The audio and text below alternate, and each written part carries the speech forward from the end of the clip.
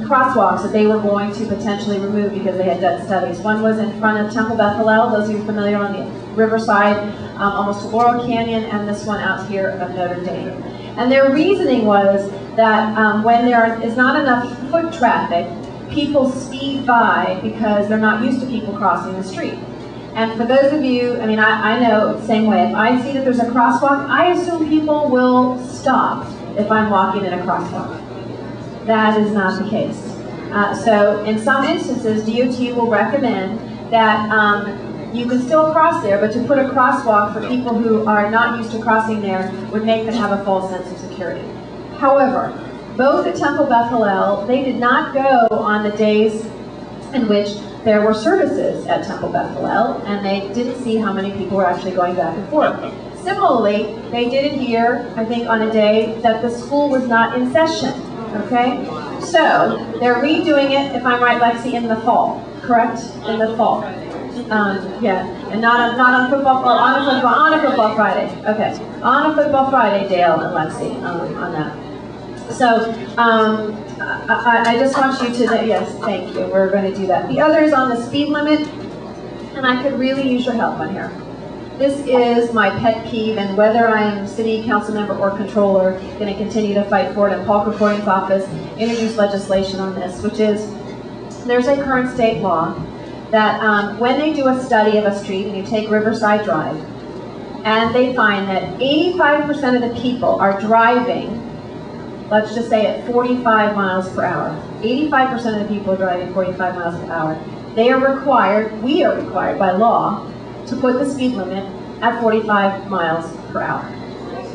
That's a state law. Now, the reason for the state law at the time was probably a good one. In the middle of the state of California, they had small towns where the speed limit was 65, and you got into this little small town and outside of Fresno, and it went to 15 miles per hour, and they had someone there to give you a ticket, and that was how they filled their coffers. Now, we can, and it relates to a radar gun. And so if you don't use radar gun, you could enforce the law. The problem is our police officers will not safely be able to enforce the law by just following someone. It doesn't work anymore. That's not how it is. They have to use radar guns. So we're trying to change state legislation. For some reason, the California Highway Patrol and the AAA have opposed us on numerous occasions, the Teamsters, some of the trucking industry, and so we are going to need your help as we go forward in doing that, and we're trying to limit the speed increasing. Wendy, yes. Why would the city, why would the state be paying for studies? They're not paying for studies. We have to pay for studies. We are required by law every 7 years to study the major thoroughfares and adjust the speed. Did you give him the hard time? Yeah, could you please hold your questions to Leanne? I'm sorry. I think I want to mention the Sepulveda Camarillo open lot. The developer there has been in the environmental review process for more than 4 years. We've been expecting this EIR, it's been circulating for the past several months, but there's still some very strong issues about the traffic study. I have always said, and I think they had originally said 500 residential units is too many. That is just too many. I believe in the timing that Dale has shared with me that by the time the final ER is complete and the case is ready to begin public hearings, there will more likely be a new city council member. And so I encourage you to talk to them. I will still continue to push, as Dale will, as my emissary, to ensure that nothing goes forward with 500 units. That is too many and unacceptable for that location. And again, my voice will still be heard. Hillside mansionization ordinance. As you know, the first anti-mansionization ordinance was in my district. We designed it, we created it, it was the model to go forward in some of the other ordinances in the city of Los Angeles, a citywide ordinance in the Hillside, and I encourage you, if you have a chance to talk to Dale, because I think in describing how you described it is, what they were trying to do is actually increase the number of that would be included in the Hillside ordinance. Hopefully that would, because there was some difference between what was described as Hillside in the planning and what we believe is Hillside. And so Dale, I think, can help you with that, but we want to make sure that gets passed in the near future. I just want to, I know I have some questions in here, and I just want to say thank you. This feels like home. In fact, I was telling my husband I was coming to Soha. I would not be home for dinner, or would pick up dinner on the way home. And he said, you know, thank them for us too, because my husband and my son Thomas, who will be 6 on the 4th of July, you remember when I came with him when I was pregnant. So you've all lived that with me.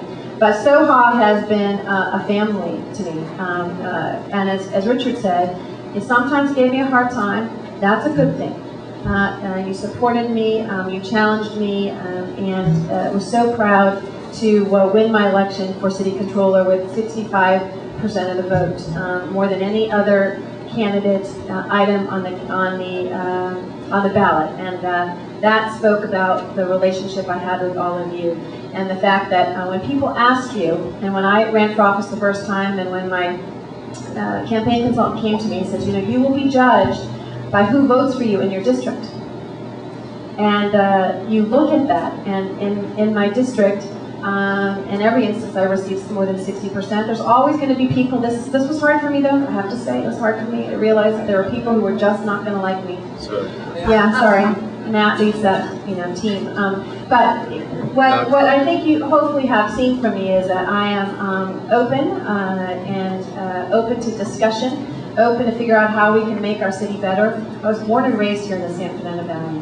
I own now with my brother, after my mother passed away, a family business in the San Fernando Valley. My son goes to a LAUSD school, Colfax Elementary School. This is my home, and this is where, as controller, as a city council member, that we are going to work together to battle through some of these tough times. It will not be easy. But I believe with open government and transparency and a taxpayer's advocate, which I will be as your city controller, that we can do a lot. And we were able to do a lot as my time during the city council member. So I thank you for being a part of my extended family, and for Richard, who did like to give me a hard time in those newsletters. I kept some of them just to remind me of that. But thank you very much, and I look forward to your questions. Thank you. Let me ask you the first question. A number of people came up to me tonight and wanted me to ask this question. In 4 years, might you run for mayor? A couple of things. One is, I have always said, and I said this to a general manager of a TV station who appreciated it, I think being mayor of a city is the best job ever. I think it is one in which you can make a greater impact on someone's life. I worked for Mayor Bradley. I worked for Henry Cisneros, who was mayor of San Antonio at the time. Being mayor is an extraordinarily rewarding. So I plan on running for mayor, I believe, one day, whether it's in 4 years or not. I think the way that you get elected to other positions, and I had a private life. I was at DreamWorks, had a great job, in fact got paid a lot more money, and had a private life. I have no fear of going back in the private sector. But I think the way that you are able to continue your efforts, whatever position you may have, is to do the job you were elected to do. And that's what I did as a council member, and will do as the city controller.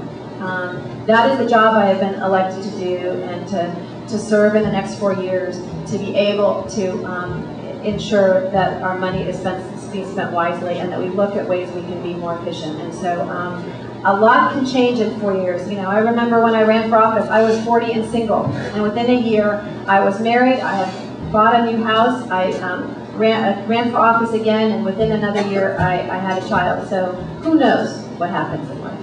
All right. The next question is, if Antonio goes for the governor in 2 years, would you run for mayor in 2 years? That's a lot of ifs. I'm just looking forward to being sworn as the city controller 2 weeks from today. And I want to make an invitation to you all on Tuesday night at CBS Studios. And if you call my office, I'm making a big, so Evan, be prepared, and Pat, that we're going to have a celebration at CBS Studios from 6 to 8 p.m., right? 6 to 8 p.m.? 6 to 8, Tuesday, July 2nd. No, Tuesday, June 30th. Oh, okay. Tuesday, June 30th. A celebration.